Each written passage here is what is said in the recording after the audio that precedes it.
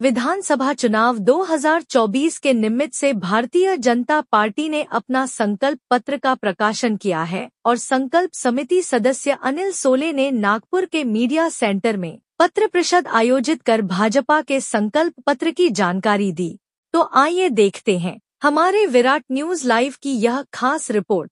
क्षेत्रातील अत्याधुनिक साधनांचा वापर आणि विकासाला प्रोत्साहन, आरोग्य व शिक्षण या क्षेत्रासाठी विशेष योजना, धार्मिक आस्थांच्या आणि ऐतिहासिक गड किल्ल्यांच्या संवर्धनाची आणि जपणुकीची हमी आणि सामाजिक जीवनमान उंचावणाऱ्या मूलभूत गरजांच्या पूर्तीचा संकल्प अशा सर्व समावेशक हमीचं हे संकल्प पत्र आहे। मी आपल्याला याच्यातले काही ठळक मुद्दे जे आहेत ते आपल्या समोर विदित करतो। साधारणतः याच्यामध्ये आपल्याला असं लक्षात येईल की ज्या लाडकी बहीण योजना ही अत्यंत पॉप्युलर झालेली आहे, त्या योजनेचा लाभ आमच्या करोडो बहिणींना आज मिळताना आपल्याला दिसतो। ती लाडकी बहीण योजना जी आहे ती 15,000 वरून 2,100 रुपये दरमहा देण्याची योजना आता या ठिकाणी त्याचा आश्वासन आम्ही या संकल्प पत्राच्या माध्यमातून देत आहोत।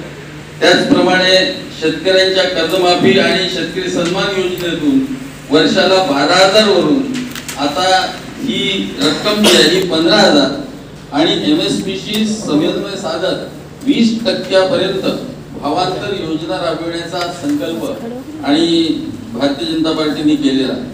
प्रत्येक गरीबाला अन्न आणि निवारा देण्यात येणार आहे। वृद्ध पेन्शन धारकांना 15,000 वरून 1500 वरून 2100 रुपये देण्यात येतील, जेणेकरून संपूर्ण महाराष्ट्रात ज्येष्ठ नागरिकांना अधिकाधिक आर्थिक सुरक्षा आणि सन्मान मिळेल।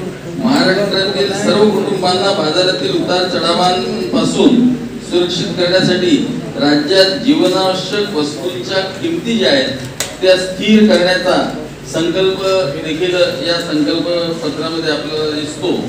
येणाऱ्या काळात 25 लाख रोजगार निर्माण करण्याचा आणि त्याच्या निर्मितीचा जो आहे हा संकल्प भारतीय जनता पार्टीने येणाऱ्या 5 वर्षाकरता राबवण्याचं ठरवलेला आहे। त्याचप्रमाणे 10 लाख विद्यार्थ्यांना दरमहा 10,000 ही विद्यावेतन देण्याचा निर्णय आणि याचा संकल्प देखील या ठिकाणी सोडण्यात आलेला आहे।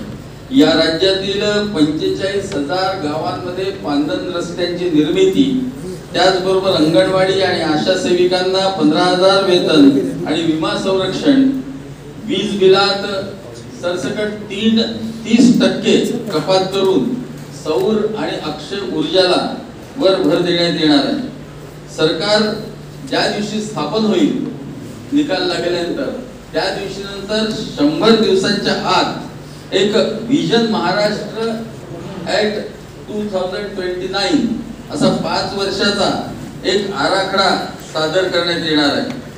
2028 पर्यंत महाराष्ट्राला $1 ट्रिलियन ची इकॉनॉमी करण्याचा संकल्प आणि ते लक्ष्य आम्ही ठेवलेलं आहे। महाराष्ट्राला तंत्रज्ञान, उत्पादन आणि नाविन्यपूर्ण इनोव्हेशन संकल्पना क्षेत्रातील जागतिक केंद्र बनवण्याच्या दृष्टिकोनातून काही पावलं उचलण्याचं ठरवलं। ज्याच्यात मेक इन महाराष्ट्र आहे, त्याच्यात महाराष्ट्राला जागतिक फिनटेक व कृत्रिम बुद्धिमत्ता ज्याला AI आपण म्हणतो त्याची राजधानी करण्याचा संकल्प आहे। त्यासाठी जागतिक फिनटेक कंपन्यांना आकर्षित करणारं वातावरण निर्माण करण्यात येईल आणि आर्थिक तंत्रज्ञानातील नवीन संकल्पनांना प्रोत्साहन देण्यात येईल। सोबतच AI संशोधन, इनोव्हेशन, नवकल्पना आणि विकासाला चालना देण्यासाठी देशातील पहिल्या AI विद्यापीठाची स्थापना करण्यात येईल। आज देशात AI विद्यापीठ कुठेच नाही आहे। नागपूर, पुणे, छत्रपती संभाजीनगर, अहिल्यानगर आणि नाशिकला आधुनिक एरोनॉटिकल आणि स्पेस उत्पादन केंद्र बनवून प्रगत एरोस्पेस तंत्रज्ञान आणि उत्पादन हब म्हणून विकसित करण्यात येईल।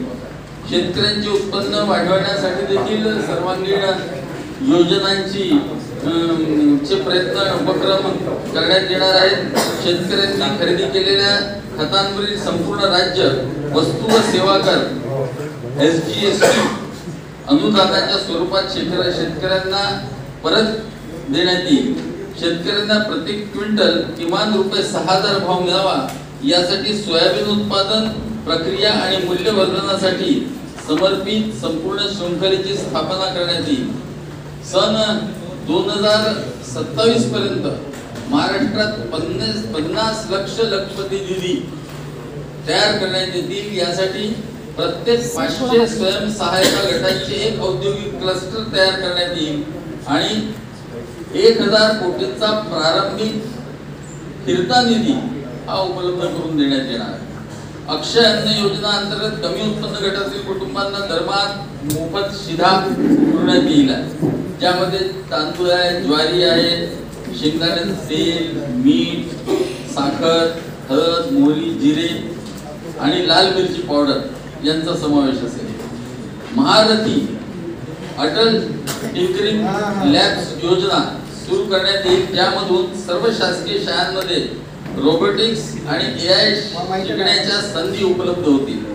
महाराष्ट्रात कौशल्य जनगणना करण्यात येईल, ज्यायोगे उद्योगाच्या गरजेनुसार कौशल्यांच्या तुटवड्यांचे विश्लेषण करून त्यावर आधारित उपलब्ध कुशल मनुष्यबळ उपलब्ध करून देणे आणि आवश्यकतेप्रमाणे नवीन कुशल मनुष्यबळ उपलब्धतेसाठी नियोजन करता येईल। महाराष्ट्रातील प्रत्येक जिल्ह्यात छत्रपती शिवाजी महाराज आकांक्षा केंद्र स्थापन करण्यात येईल, ज्याच्या माध्यमातून 10 लाख नवीन उद्योजक तयार केले जातील। या केंद्रांमध्ये कोवर्किंग स्पेस आणि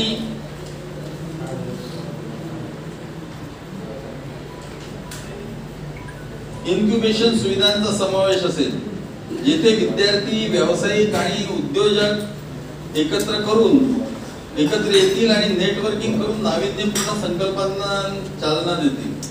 अनुसूचित जाती, जमाती आणि इतर मागासवर्गीय उद्योजकांच्या व्यवसाय वृद्धीसाठी ₹15 लाखापर्यंत व्याजरहित कर्ज योजना ही देण्यात येईल। OBC, SEBC, EWS, NT, VJNT मधील पात्र विद्यार्थ्यांना शिक्षण शुल्क आणि परीक्षा शुल्काची प्रतिपूर्ती करण्यात येईल। 18 ते 35 वयोगटातील तरुणांच्या वार्षिक आरोग्य तपासणीसाठी स्वामी विवेकानंद युवा आरोग्य कार्ड सुरू करण्यात येईल। तसेच नशामुक्त व्यसनमुक्त महाराष्ट्रासाठी कायमस्वरूपी योजना लागू करण्यात सारख्या आधुनिक तंत्रज्ञानाचा प्रभावी वापर करण्यात येईल। अशा पद्धतीचे काही ठळक मुद्दे यात शिक्षण असेल, सहकार असेल, कृषी असेल, अशा विविध क्षेत्राच्या बाबतीत देखील संकल्प पत्रामध्ये पूर्ण माहिती आहे। मी माननीय चंदन गोस्वामींना सांगितलं की त्याची PDF आहे, 60 पानांचं संपूर्ण डिटेल असलेलं एक संकल्प पत्र जे आहे, त्याच्या सर्व क्षेत्रांच्या बाबतीत सूक्ष्म अध्ययन करून त्याच्या बाबतीतले निर्णय आणि काय भारतीय जनता पार्टी करणार आहे येणाऱ्या काळामध्ये सत्तेवर आल्यानंतर त्याची पूर्ण संकल्पना या संकल्प पत्रातून देण्यात आलेली आहे।